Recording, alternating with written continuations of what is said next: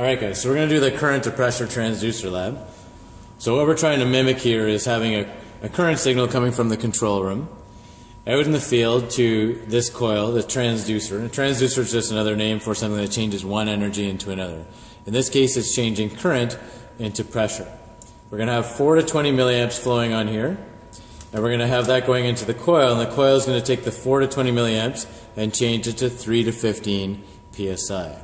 That 3 to 15 psi would be going to a large control valve, and that would push down on the spring and it would open and close the valve with just a small amount of pressure. Okay, so we have the regulator here. This guy is the current to pressure transducer, and this guy is what we're going to look at for our final pressure. Okay. This right here, in other labs we're going to use this as a DP cell, a differential pressure cell. Today all we're going to do is use this as a 4 to 20 milliamp source. You'll notice that this guy has 4 to 20 milliamps that it'll punch out. So what we're going to do is we're going to turn the span knob completely clockwise, and that will allow the zero knob to be used from 4 to 20 milliamps output. And we're going to use that current and push it into this coil here. So this is only going to be used for a current source today. On this transducer, you'll notice that they have a zero and a span potentiometer. I'm going to give you guys the smallest screwdriver on the face of the earth in order to change those two potentiometers. If you try and crank on those guys, they will rip one of the pins off the board and the transducer will be useless. So take your time. If you want to be here for a long amount of time doing the lab, then go ahead and turn those potentiometers 30 to 40 times. You'll be here forever trying to recalibrate it.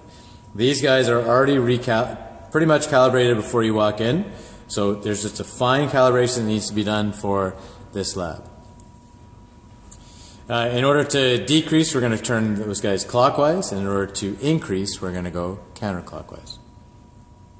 Okay, so the things that we need today would be the digital voltmeter, the pressure transmitter, the board. You'll need a long pneumatic hose to go to the boards to allow that pressure to come to this board here on the table. Okay, so once I turn on the pressure here, you'll notice that the gauge just increased, and if I increase the pressure on the board, then I have more pressure available here on my control board.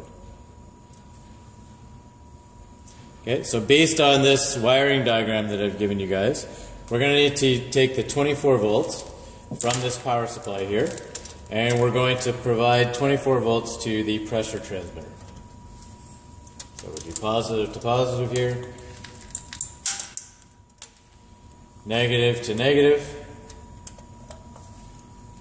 So that's our 24 volts. You'll notice that I'm not turning on power until everything's ready. If you want to blow the fuse quickly, then turn the power on while you're doing all this, and you'll blow the fuse and you'll be wondering why things aren't working.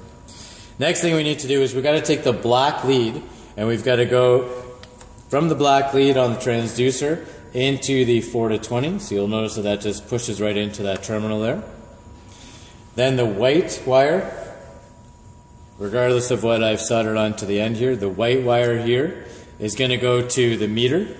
You'll notice that the meter is on the 300 and the common terminals because we're looking at a 4 to 20 milliamp current. These are perfect because you can push the test lead into the back of that terminal. And now to finish off the circuit, we're going to bring the common back to the negative of the 24 volts. Again, the power is off before I turn this to select DC current. Otherwise, if the power is on and you turn that, you will blow the fuse. Okay, so now that all that's on, I can now turn the current on. And at this point, there's 17.5 milliamps flowing in the circuit. Okay, keep that isolated there. So the next thing that we're going to have to do, now that everything's set up, is we're going to have to set the zero and the span. So again, this is just a current source. So I'm going to use the zero knob and reduce the current. I'm not touching the span knob here. Just using this knob to control the amount of current flowing in the circuit. And so I'm going to bring this down to 4 milliamps. Now again, if I keep going down, the meter doesn't change. So bring it up until you see the meter just bump, and then bring it back down. So that's essentially 4 milliamps. Okay? Now, this one's already pre-calibrated. So you can see that 4 milliamps is giving me 3 psi out. If it was not calibrated, so say it was off a touch, you can use the 0 knob and adjust the 0, so 4 milliamps gives you 3 psi. Once the 0 is set, then you can go set the high end of the range. So you're going to go up to 20 milliamps, and you're hoping that 20 milliamps is going to give you 15 psi out. Okay, so again, 20 milliamps giving me 15 psi out. If that one was off, I could adjust the span. So if it was off just a touch, using the span potentiometer, readjust so that you have 20 milliamps giving you 15 psi. As soon as you adjust the 0, you screw up the span. As soon as you adjust the span, you screw up the 0. So what we're going to do is we're going to go back down and recalibrate 2 or 3 times. This one was already pre-calibrated, so it should be fairly close. So again, we're going to 4 milliamps.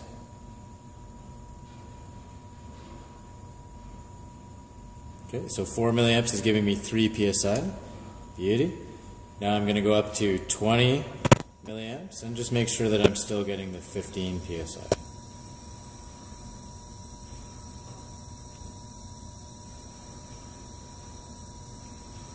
Looks good.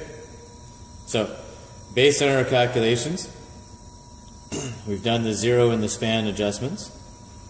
And now we're going to fill out this chart. So I want you to look at the current increasing and decreasing, because this is a valve. You may get different values when you're increasing the current and decreasing the current. So, if we go to 12 milliamps, 12 milliamps is, based on our calculations before, the midpoint of that range. And at this point, it's not phenomenal, but it's not bad. Having 12 milliamps giving me 9 psi.